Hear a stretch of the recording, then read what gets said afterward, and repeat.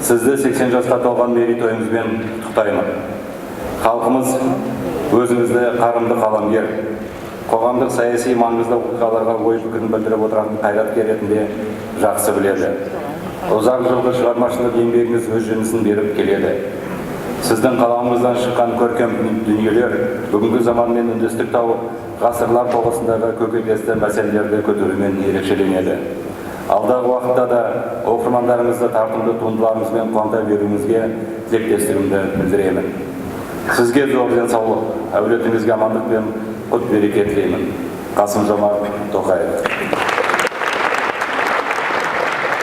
Құрметті туғандар, Қырғыз Республикасының президенті Сооронбай Шарипович Жээнбеков Сабит Досановтың 80 жылдық мерекесін құттықтау жіберген. Ошол құттықтауны, ошол миссияны мага тапшырганда, уруксат берсеңиздер, ошол құттықтауны окуп берсем.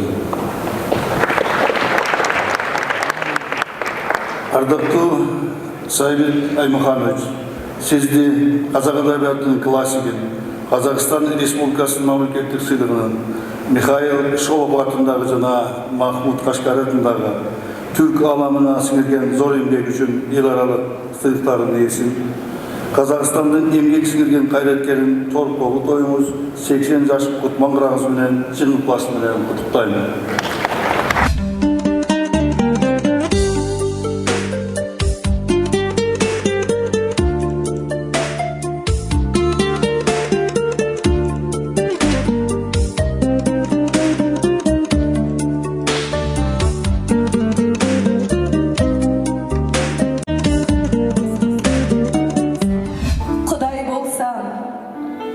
Ұлым сені сома жалға бермесем, қайғы жұтып, қан қысып,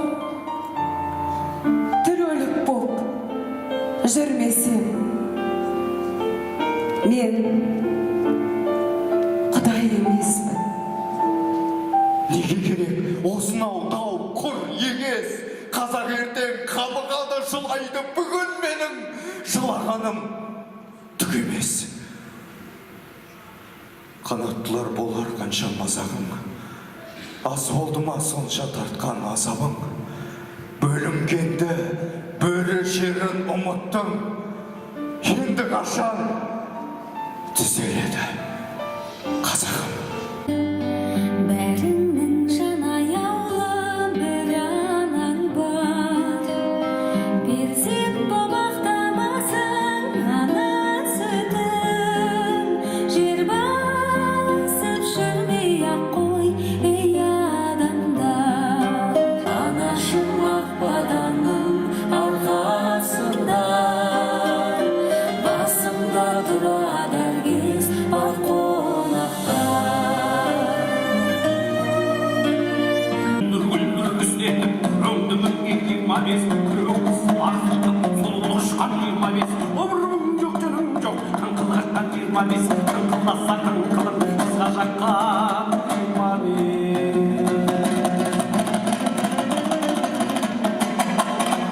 Bir söz oyum oralıptır Құлтегіннің.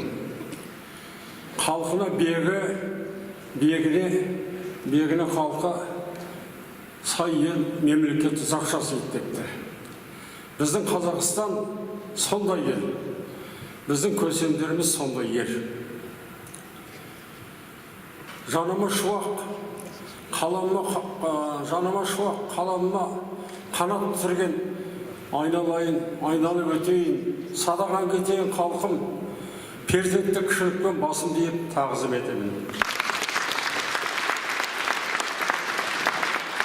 Жүректің оты жеткенше, бұл өмірден өткенше, отаныма, халқыма қызмет етемін. Тәуелсіздігіміз мәңгілік болсын.